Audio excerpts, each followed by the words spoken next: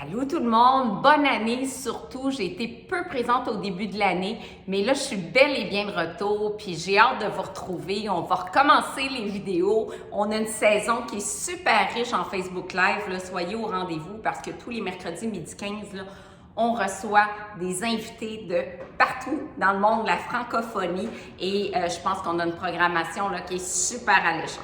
Là, j'avais envie de vous parler de résolution. J'ai été surprise de voir qu'il y a encore 84% des Québécois qui ont pris des résolutions cette année, mais on sent un virage vraiment important au niveau des résolutions depuis l'arrivée de la pandémie. La résolution la plus fréquemment adoptée là, par 29% selon un sondage léger des répondants, c'est être ou rester en santé. Avant, c'était la perte de poids, suivi de l'arrêt du tabagisme. Et là, le tabac, ça va loin derrière, là, c'est 4% des répondants.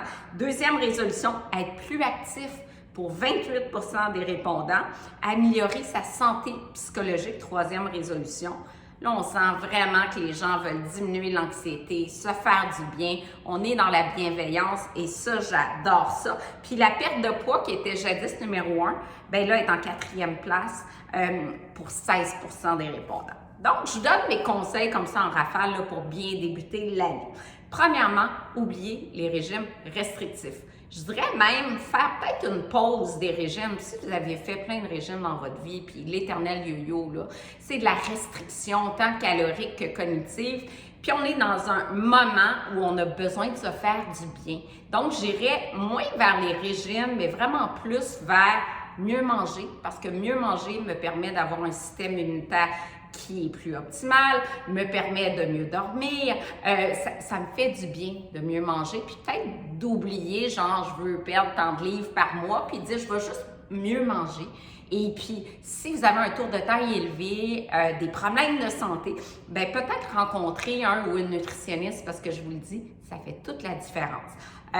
Deuxième objectif, travailler un objectif à la fois. Ça, depuis 30 ans que je fais de la clinique et j'ai vu que vraiment ça fait une différence. Au lieu de dire « change tout » en même temps, c'est pas facile hein, de se dire « bon, ben là, je vais faire 30 minutes d'activité physique, je vais intégrer les protéines végétales, je vais manger du poisson 3 fois par semaine ».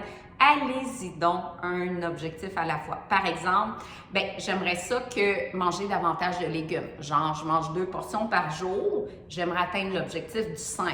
On travaille ça pendant quelques semaines et quand l'objectif est atteint, ça nous permet de passer au deuxième objectif qui pourrait être par exemple de cuisiner une recette végétarienne par semaine. C'est déjà beau. Puis notez dans un journal votre progression. C'est hyper encourageant de voir par exemple que vous avez atteint votre objectif, que ce soit du point de vue alimentaire ou du point de vue activité physique. Par exemple, vous marchez 5 minutes, vous êtes essoufflé. Bien, au fil des semaines, peut-être que vous arrivez à marcher 15, 20 minutes et ainsi de suite. Et ça, c'est très, très, très motivant. J'aurais envie de vous dire aussi d'apprendre à reconnaître vos signaux de faim et de satiété. Et ça, c'est un objectif vraiment important en 2022, de dire, est-ce que j'ai vraiment faim? On avait l'habitude de dire, bon, ben, on calcule des portions, c'est ça la portion standard, mais il faut apprendre à s'écouter. Quel est mon niveau de faim sur une échelle de 0 à 10 avant un repas?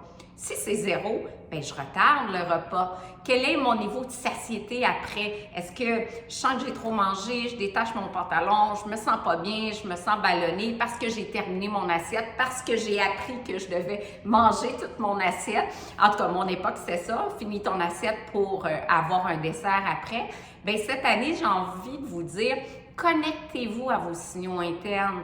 Donc, mangez quand vous avez faim, arrêtez quand c'est le temps, apprendre à laisser des restes dans son assiette. Pas facile, on va travailler là-dessus. Ensuite, je vous dirais, vous libérer des interdits alimentaires. De dire, bien, plus jamais je vais manger du chocolat ou des chips. Hey, ça marche pas. On développe des obsessions pour ces aliments-là. Après, plusieurs vont tomber dans les compulsions alimentaires. Donc, chaque aliment a sa place. C'est une question de fréquence de consommation. Donc, oui, on ne mange pas une poutine tous les jours, on s'entend, c'est pas le meilleur repas, mais de manger une poutine de temps en temps, pourquoi pas? Ça nous fait du bien et si on le mange en pleine conscience, moi, c'est le chocolat, j'adore le chocolat, même le chocolat noir, j'adore l'amertume. Puis j'en mange quand même régulièrement, mais la base de mon alimentation, elle est vraiment très saine. Ensuite, je vous dirais de trouver un partenaire de motivation. Il y a tellement de groupes maintenant sur Facebook, des groupes d'entraide, de partage. Je trouve ça beau de voir ça. C'est plus facile en groupe et il y a plusieurs options vraiment qui sont offertes.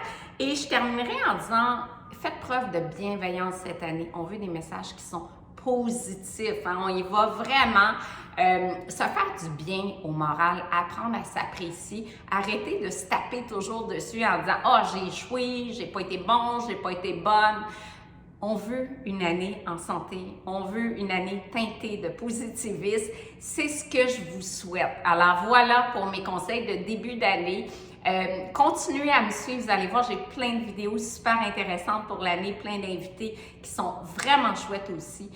Merci de me suivre, merci d'être fidèle au rendez-vous. Merci de faire partie de ma communauté et je vous souhaite évidemment une année en santé. Alors, je vous embrasse. À bientôt!